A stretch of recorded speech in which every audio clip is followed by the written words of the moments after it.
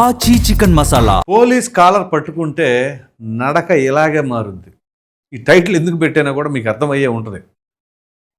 నిన్న రాయలసీమకు సంబంధించిన ప్రాంతం శ్రీకాళహస్తిలో ఒక హెడ్ కానిస్టేబుల్ని కుర్రోడు, మరి ఆడు అసలు ఏ మైండ్ సెట్తో ఉన్నాడేమో తెలియదు, కానీ ఏకంగా ఆ హెడ్ కానిస్టేబుల్ కాలర్ పట్టుకొని గింజుకున్నాడు. ఇటు పట్టుకుని ఇటు గుంజుతున్నాడు అతను.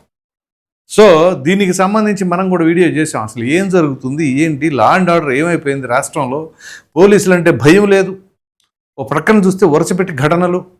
ఏదైతే జగన్మోహన్ రెడ్డి గారి పర్యటన సందర్భంగా ఎక్కడికి సీదిరి అప్పలరాజు కోసం వెళ్ళిన ప్రాంతం, అప్పుడు అక్కడ శ్రీకాకుళం జిల్లా, అటు వెళ్ళేటప్పుడు ఎస్ఐ ప్రవళిక ఆవిడ ఆన్ డ్యూటీ, ఆవిడని ఎంత ఇబ్బందికి గురి చేశారు. ఆ తర్వాత మరొక ఏఎస్ఐ ఆవిడ లేడీ, ఆవిడని ఎంత ఇబ్బందికి గురి చేశారు. చివరికి నిన్న హెడ్ కానిస్టేబుల్ కాలర్ పట్టుకుని తిరిగి కత్తి పెట్టుకుని బెదిరించే ప్రయత్నం చేశాడు అని అంటే వాడికి అసలు వాళ్ళ ధైర్యానికి ఏమనుకోవాలి. అసలు ఇక్కడ చూస్తే ఉత్తరాంధ్రాల దగ్గర నుంచి ఇక్కడ రాయలసీమ వరకు ఇదే పరిస్థితి నెలకొంటుందా?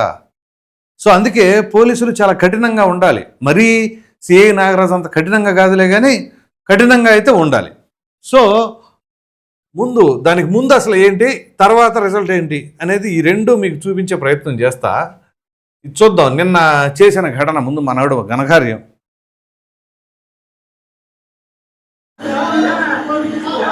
ఈడు ఈ బ్లూ టీ షర్ట్ వాడు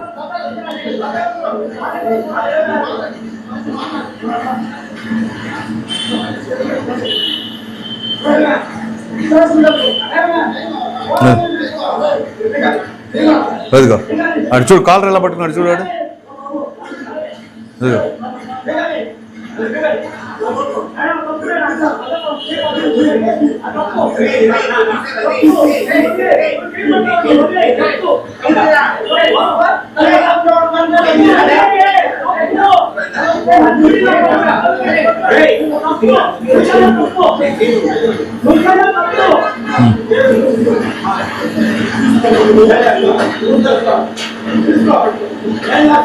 ఏం చేస్తావు అంట, ఇటు చూడు, ఏం చేస్తావు.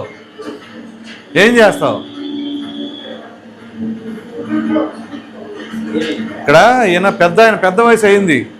అక్కడ కుర్ర కానిస్టేబుల్ ఉంటే చెప్పేవాడు అప్పుడే, అసలు అక్కడ దాకా కూడా కాదు. అదిగో చూడాడు ఎలా చూసేస్తున్నాడు, చూడు అడుగు.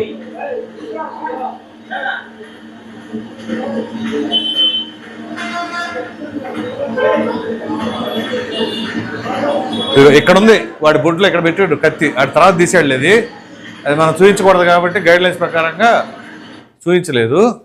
ఇక దాని తర్వాత ట్రీట్మెంట్ అయిన తర్వాత ఎలా ఉందో చూద్దాం.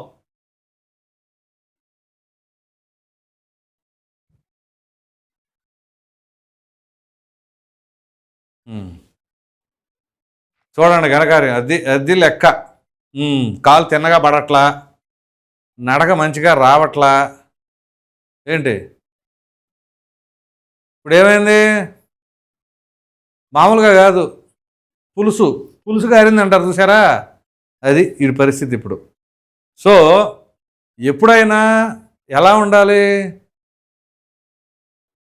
చట్టాలేంటి, పోలీసులేంటి, మనం సమాజంలో ఉన్నప్పుడు కొన్ని ఉంటాయి. ఎలా పడితే అలా బేవర్స్గా ఎవడి మీద పడితే ఆడి మీద వెళ్ళిపోతాం అని అంటే ఇదిగో ఇలాగే ఉంటుంది, నడక ఇలాగే మారుద్ది అనమాట. సో ఇక్కడ మనం గమనించవలసిన అంశం ఒకటి ఉంది. ఇప్పుడు వీడి నడక మారింది, బాగానే ఉంది. మరి మొన్న మహిళా ఎస్ఐ ప్రవళిక తన పట్ల వ్యవహరించిన వాళ్ళకి ఏ రకంగా ఉంది, అది చూస్తే మరీ దారుణం. శుభ్రంగా ఏదో ఫంక్షన్కి వెళ్తున్నట్టు, లేకపోతే ఏదో ఓపెనింగ్కి పోలీసు అందరూ చుట్టూ ఉండి ఒక ఓపెనింగ్కి తీసుకెళ్తున్నట్టు నమస్కారాలు పెట్టుకుంటా వెళ్తూ ఉన్నాడు చింతాడు రవికుమార్. సో ఇక్కడ ఏంటి అంటే సమాజంలో చట్టం అనేది ఒకటి ఉంటుంది, దాన్ని గౌరవించాల్సిందే ఖచ్చితంగా. అటువంటప్పుడు ఆ చట్టాన్నే ధిక్కరించి విధుల్లో ఉన్న పోలీసుల్ని ఎలా పడితే అలా మేము మాట్లాడతాం, ఎలా పడితే అలా మేము హ్యాండిల్ చేస్తాం, భయపెడతామంటే ఇదిగో తర్వాత పరిస్థితి ఇలాగే ఉంటుంది. ఏంటి ఇక్కడ తర్వాత కోర్టు ధరిస్తారు. ఇప్పుడు రౌడీ షీట్ కూడా ఓపెన్ చేసే పరిస్థితి ఉందండి కుర్రోడికి, శ్రీనివాసులు. ఇంకా జీవితం క్లోజ్. మామూలుగానే పెద్దగా చదువుకున్నట్టేం లేడు ఈ కుర్రోడు. చదువుకున్నవాడు ఎవడు ఆ రకంగా, ఎందుకంటే చట్టాల గురించి అసలు ప్రజాస్వామ్యం అంటే ఏంటి, రాజ్యాంగం అంటే ఏంటి అవగాహన ఉంటుంది. పుసుక్కున ఎలా పడితే అలా చేతులు ఎక్కడ పడితే అక్కడ కాలర్ పట్టుకోవటం, లేదా తోసేయటం, బెదిరించటం. అరే పోలీసులనే బెదిరిస్తున్నారంటే ఏం చేయాలి వీళ్ళని? ఇంకా గట్టిగా వాళ్ళ ట్రీట్మెంట్ మామూలుగా కాదు. ఎందుకంటే మీకు ఒకప్పుడు జరిగింది తెనాల్లో కావచ్చు, దాని తదుపరి కొన్ని చోట్ల డీజిల్ లేదని చెప్పేసి నడిపించేశారు. సో అదే తరహాలో ఎవరికైనా సరే ట్రీట్మెంట్ గట్టిగా పడాల్సిందే, లేకపోతే మాత్రం మాట వినరు. అరాచక శక్తులు ఇవి. ఎందుకంటే సమాజం ప్రశాంతంగా ఉండాలి. అంతెందుకు నిన్న మనం చేసిన వీడియోలో ఒక సబ్స్క్రైబర్ నాకు కామెంట్ పెట్టాడు. నేను ప్రత్యక్ష సాక్షిని అండి. అక్కడ హైదరాబాద్ నుంచి శ్రీకాళహస్తి దర్శనానికి నేను అక్కడికి గుడికి వెళ్ళాను. వెళ్ళి రిటర్న్ వచ్చేదానికి ఇంక నేను బస్ స్టాప్లో వెయిట్ చేస్తున్నాను. అప్పుడు జరిగిందండి ఈ ఘటన అని చెప్పేసి డైరెక్ట్ కామెంట్ పెట్టాడు. మన వీడియోలో ఉన్నది కావాలంటే చూడొచ్చు మీరు.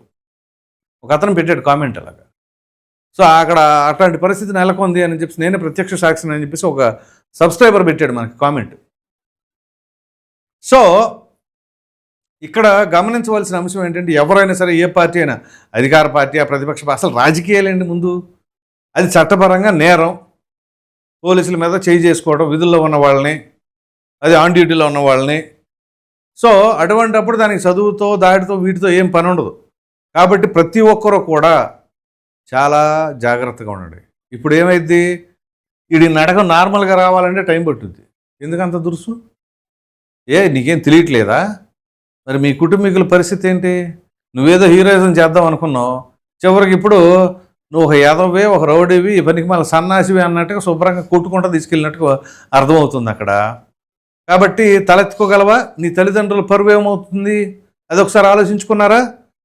ఏ గాడికి మనం ఏదో కొంచెం యువకులం, ఏదైనా మనకు అప్పుడు మంచి ఎనర్జీ ఉంటుంది, ఉడుకు రక్తం, ఏదైనా చేయొచ్చు అనుకుంటారు. ఏం ఉండదు అక్కడ, ఏం ఉండదు. మనం ఇప్పుడు యువకులం అంటే దేనికి చేయాలి? సమాజం ఏదైనా ఉపయోగపడేది. సరే సమాజాన్ని ఉద్ధరించకపోయినా పర్వాలా, కనీసం మీ కుటుంబ సభ్యులను ఉద్ధరించండి. నా కుటుంబ సభ్యులను కూడా ఉద్ధరించవసరలా, మీ కెరీర్ని మీరు నిలబెట్టుకోండి, మిమ్మల్ని మీరు ఉద్ధరించుకోండి. కనీసం మీకు మచ్చ లేకుండా మీ కెరీర్కి ఉపయోగపడేలాగా ఎలా ఉపయోగించుకోవాలో దాన్ని అలా ఉపయోగించుకోవాలి. కానీ ఇలాంటి పనికిమాల నేసాలు వేశారనుకోండి, ఇదిగో ఎట్లాగే ఉంటుంది. రోడ్ల మీద ఇంకా నయం, వీళ్ళు ఇంకా నడిపిస్తూ ఉన్నారు. మామూలుగా అయితే ఆ నడక ఇంకా ఈ కుర్రోడు ఇంకొంచెం బాగా నడుస్తున్నట్టే. ఈ మాత్రం కూడా నడక లేకుండా ఇంకా ఇబ్బంది పడేవాళ్ళు కూడా ఉంటారు. ఏది పక్కన వేరే వాళ్ళ భుజం మీద చెయ్యేసో సపోర్ట్ లేకుండా అడుగు వేయలేని పరిస్థితి అలా కూడా ఉంటుంది కొంతమందికి. అది కొంతమందిని మనం చూసాం గతంలో కూడా. సో అంత దాకా తెచ్చుకోమాకండి, ప్రశాంతంగా ఉండండి, మీ కుటుంబం కోసం మీరు బతకండి, అలాగే మీ జీవితాన్ని ప్రశాంతంగా కొనసాగించుకోండి.